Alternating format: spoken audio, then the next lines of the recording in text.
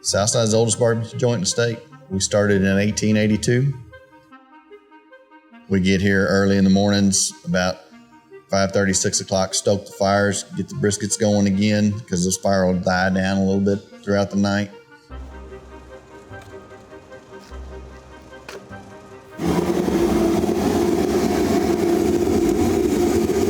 Really, it's just a small town German butcher shop.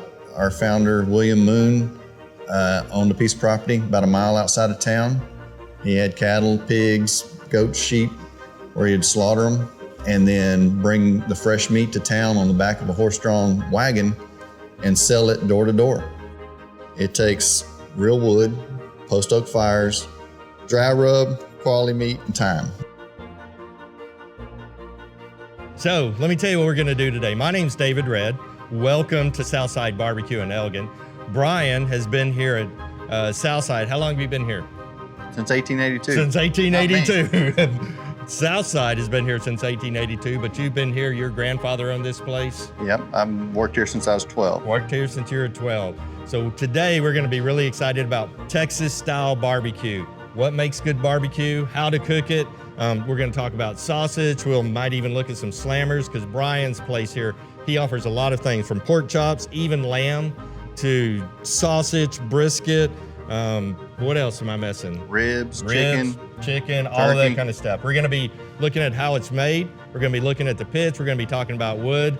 Everything, hopefully, that'll help you if you're interested in making some at home, just to do it better. You ready? Let's do it.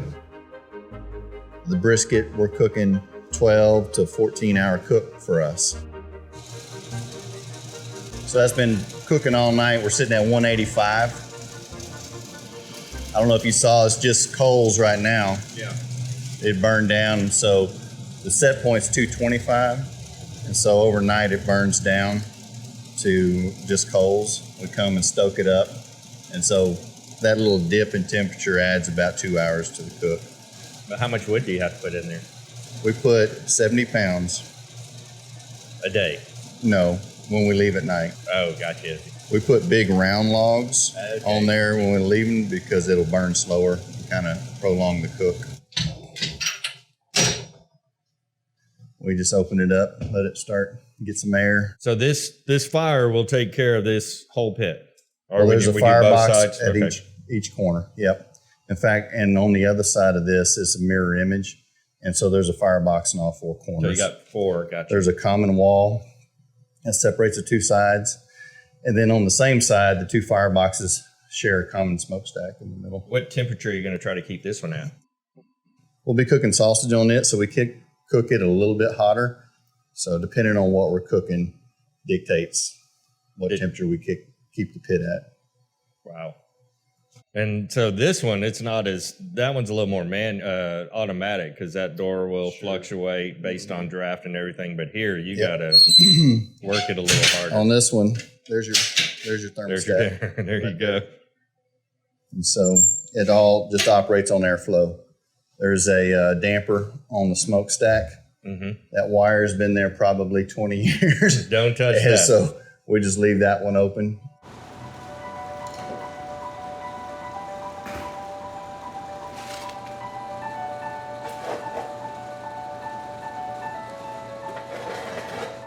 When we were making some stuff, I don't know if you remember, but I was having a problem. I was cooking some real good, and then all of a sudden I never could get my pit up to temperature, and I was having problems, and so I talked to you, and you remember what you said?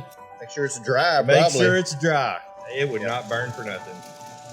No doubt. When you were starting a fire, what you'll notice is you can see the smoke. All the impurities in the wood, you want that to be consumed by the fire. When it's not consumed in the fire, that's what you see in the color and the smoke. So perfect barbecue smoke is either clear or white. And so if we had the meat on there right now, that's what we would be tasting, adhering to the meat once we're eating it. We like to crank it up a little bit higher, 250 degrees on our ribs and chicken, turkey, things like that. Look at that. It's amazing how fast that'll start. And then when we're cooking just strictly sausage or the sausage slammers, we'll crank it up even higher, 275 On a busy day, maybe even 300.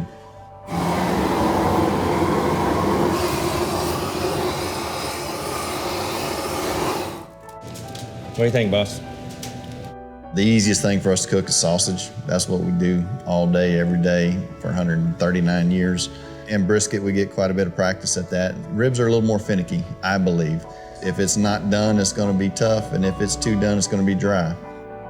We make barbecue under USDA inspection for distribution the exact same way we make it for our restaurants. So if somebody's in another state or outside of Elgin or too far away, they can order it online, and it's going to be the same exact barbecue or sausage that we would sell in the restaurant. We have our own food safety standards that we have written, and we abide by. USDA governs that. This is 300 pounds of meat. And so, by the time you add your spices and ingredients in it, we're making probably 310 pounds of sausage. All we're doing is taking the big pieces of meat, trying to knock them down into small pieces. So when we add our spices and ingredients, we can just get a good even mix. How did they do it back in before you got all this? A lot slower. Smaller machines. Our original beef sausage, the old timers call it Elgin hot guts, Elgin hot sausage, mainly from the fire hot, not from the spiciness. It's all beef. All the meat in it is 100% beef. It has a natural pork casing that we stuff it into. It's we want it to have a bite. Looking good.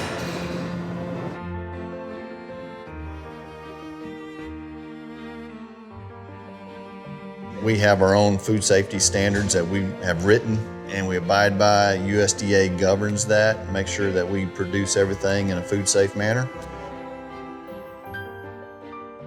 So we can watch some slammer making right here. Oh yeah, let's see the slammer makings. So you've heard us talk about sausage slammers. It's simply, we take a half of a fresh jalapeno, we remove the seeds, we stuff that with cheddar cheese, and then we wrap it in our homemade pan sausage. Wrap that up, and then we wrap it in bacon. Holy cow, it's even colder in here. So this is our raw meat storage cooler. We store everything that we make sausage with, and then all of our barbecue meats as well. Mm-hmm. The big cardboard boxes that you see on the racks, that's what are called combos. The boneless brisket comes in we buy ours from JBS Swift. This is 1855. By buying a branded brisket like this, there's specs associated with what's inside this box. Got it. From a size standpoint, from a yield standpoint, and from a quality standpoint. And so it's upper 2/3 prime. If you think about beef grading, it goes select, choice, and prime. In choice and prime, there's 3 steps in each level. Mm-hmm. And so this is the upper 2/3 prime. And so this is like, you think that your high-end steakhouses, the steaks right. you would get there, this is the equivalent, the barbecue equivalent of that. So when I go to buy my briskets, I'm not going to buy this kind of brisket. It depends on what's on the grocery store shelf. Now, I see people in the store, they pick them up and they'll go, trying to fill out how much. Yeah. But it comes already, you know exactly how much fat to meat ratio on there, or that not necessarily. Comes out That's why we trim, to get it, to standardize it. Okay. And so there's a couple of big pockets of fat that we'll trim off because they'll never cook down. And then across the top, we try to get that to anywhere from 1/4 to 1/2 inch consistent across the top. And the goal is anything that's going to be removed and not be able to be eaten or sold, let's remove that here so we can incorporate it into the sausage. And then we'll cook the whole brisket, and whatever comes off the pit, the ultimate goal is to slice and sell everything that's coming off the pit. If we leave too much fat on it right here, then we spend 12 to 15 hours creating that bark. Right. The consumer doesn't want 1/2 inch to 1 inch of fat. We'll have fat bark. We'll have to trim that off, and then there's all your flavor. Yeah. And so that's the reason you trim before you cook. So this is our USDA inspected smokehouse. And the big racks of sausage you saw us making in the next room over, hanging the links on the racks, we'll bring 3 of those racks and roll them right into this smokehouse. And this process will take about 3 to 3.5 hours. After it's done, about 3 to 3.5 hours, then we'll take the sausage out of here and we'll chill it in the next room over. So it just comes out from there, and it's on these racks. You put it on those racks in there, and they just roll them in. Yep. You'd like to look at the smoke chips? Well, sure, let's look at the smoke chips, Bryan. So this is oak sawdust, really, that we use to, it's produced for smoking. And it just goes down in there and just goes down in here, sits on a hot plate, pump the smoke into the smoking chamber. We're watching. It is on a process, but we do watch the color. Back here, it's more food safety and science. Sure. The brisket, we're cooking anywhere from 210 to 225 degrees, but that creates a 12 to 14 hour cook. Like you said, it's just kind of when the meat starts to give up. And so what I'd like to do is when you pick one up off the pit, kind of wiggle it like that. If it's really, it's ready. And so we can set this on the rack. I'm glad I got these thermal gloves because I can sure feel a difference. Yeah, you can and jiggling it. That one. So you can feel it just kind of, you stick your finger in the bottom of it. Yeah. You can kind of feel them start to give away.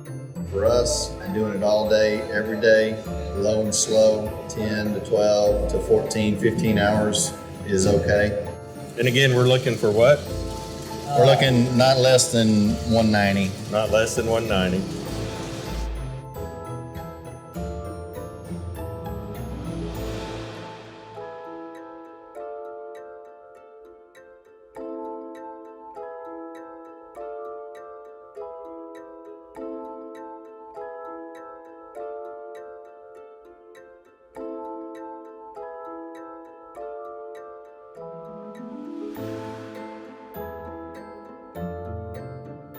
Sure. How long have they been sitting at this point now on the rack? About 15 minutes? Yeah.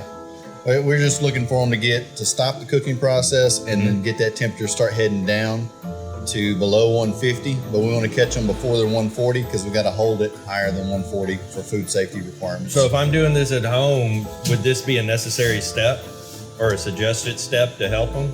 If you want good, nice, tender brisket, then I'd suggest it. And in butcher paper, not foil. Exactly. Or hold it just like we cook it, which is fat side up.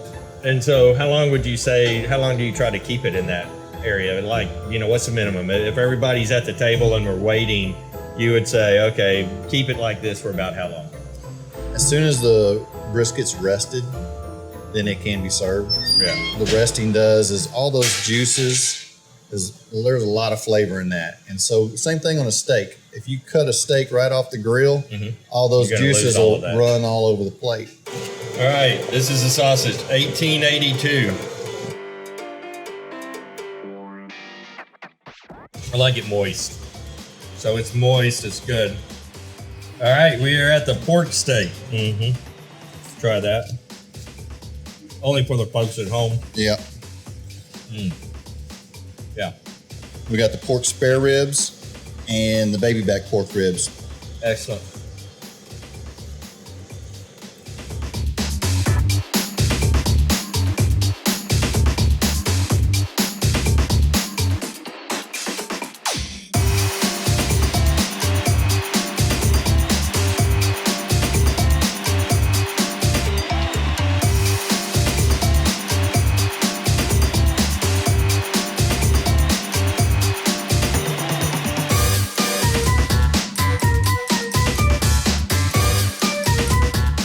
My favorite kind of barbecue here would be, I'm just a purist at heart. I go for brisket and sausage. Those are my first two favorites. Now we're the barbecue joint that still sells fresh meat on the side. So we have all of our menu items that we sell in the restaurant in the butcher shop. We should have the freshest meat in town. It's displayed one day, and if it's not sold, we cook it the next. We start our briskets the day before, about 5 or 6 o'clock in the afternoon. You're gonna do the bottom side or the... Yeah, right now we're just trying to get the rub on them, and so we're doing the bottom side, put the salt and pepper on the top side, leave it top side up throughout the cooking process. You don't need to, you're not trying to rub it in other places. I see where they try to rub it in or something like that. No.